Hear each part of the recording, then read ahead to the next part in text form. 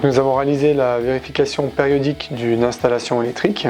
L'un des points lors de cette vérification est de vérifier la bonne valeur de la résistance de terre. Pour ce faire, il y a plusieurs méthodes. La première est la mesure en boucle. Il y a deux possibilités de faire la mesure en boucle.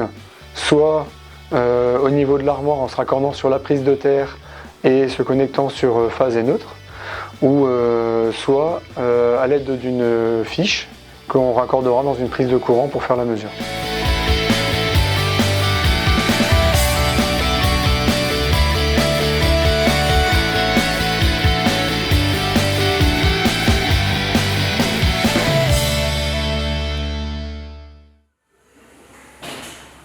L'autre méthode peut être par piquet de terre, ce qu'on appelle aussi une méthode des 62%, où là on va planter des piquets et puis on va injecter un courant pour en restituer une valeur de résistance du sol.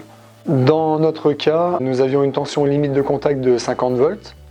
Notre protection différentielle en amont de l'installation était de 500 mA et donc nous ne devions pas dépasser une valeur de résistance de terre de 100 ohms.